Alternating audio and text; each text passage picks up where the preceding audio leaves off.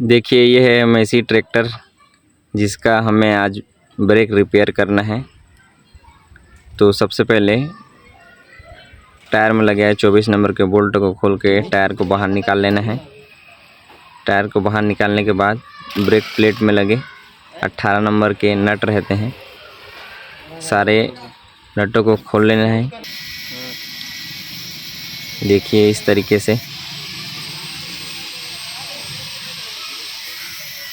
फिर सारे नट खोलने के बाद हमें प्लेट को बाहर निकालना है, जो कि एक्सल समेत बाहर निकल जाएगा।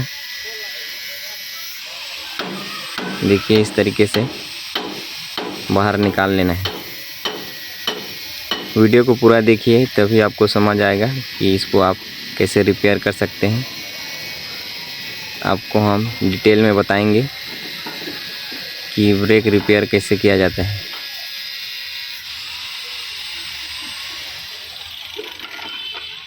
देखिए हमने ब्रेक शू को खोल लिया।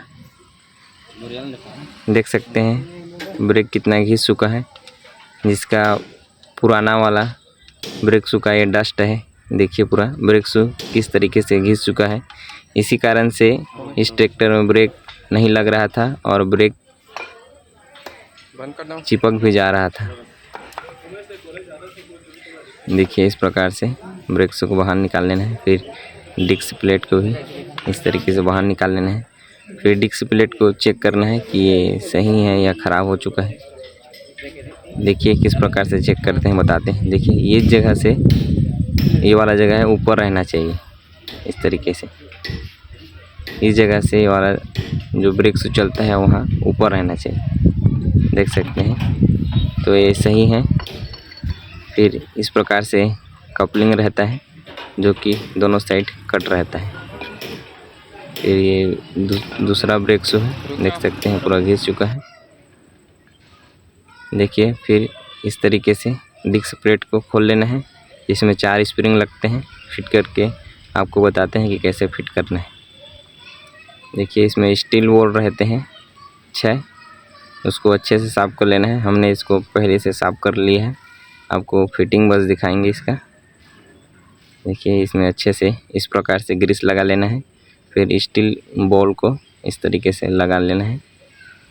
फिर दूसरा प्लेट को देखिए हमने पहले से साफ़ कर रखा है, तो इस प्रकार से लगा लेना है।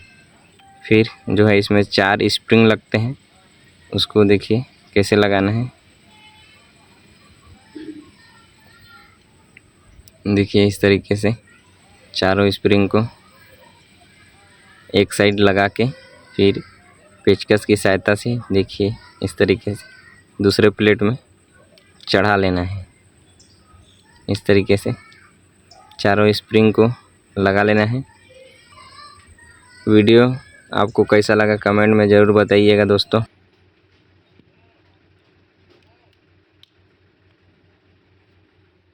देखिए फिर इसको हम फेसिंग करना है इसको हमें। देखिए इस प्रकार से। यदि आपके पास यह मशीन उपलब्ध नहीं है तो रेतमल पेपर से अच्छे से दबाकर इसको फिनिशिंग कर लेना है।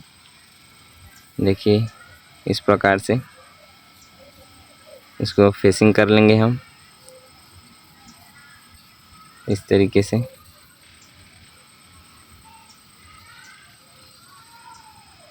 यदि आप इसको घर पर ही रिपेयर कर रहे हैं तो रेतमल पेपर से अच्छे से दबाकर इसको फेसिंग कर लेना है इस तरीके से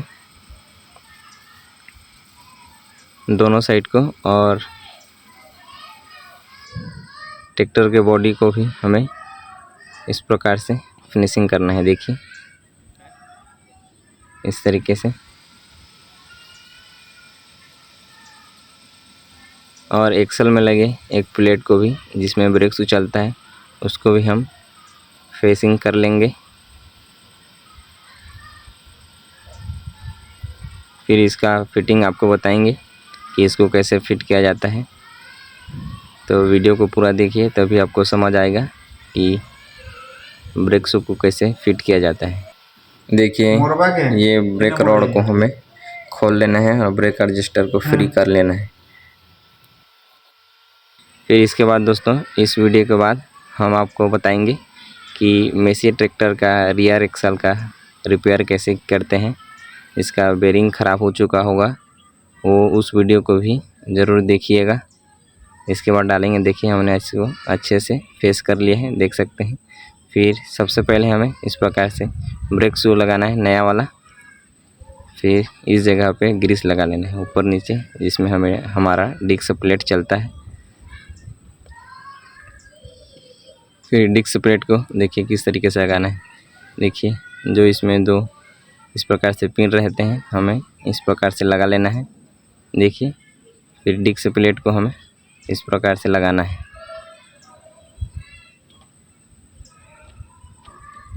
फिर डिस्क प्लेट लगाने के बाद हमें ये कपलर लगाना है, जो कि दोनों साइड से लग सकता है।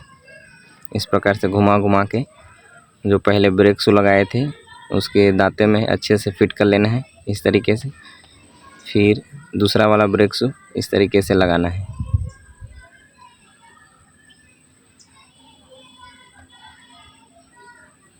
फिर ब्रेक शू लगाने के बाद हमें इसमें पैकिंग लगाना है,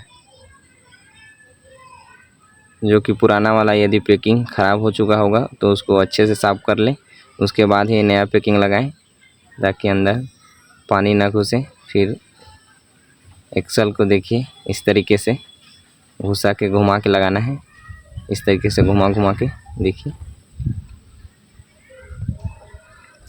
फिर इस प्रकार से लगा लेना है। फिर जितने 18 नंबर के नट और बोल्ट खोले थे हमें उसको लगा लेना है।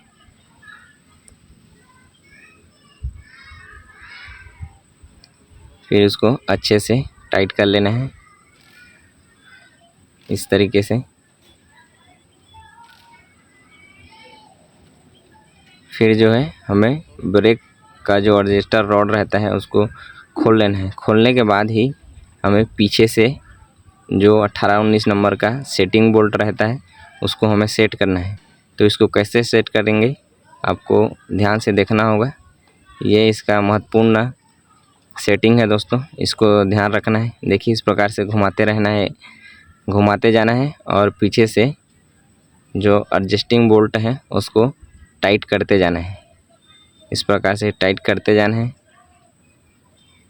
टाइट तब तक करना है जब तक यह एक्सल घूमना बंद ना हो जाए।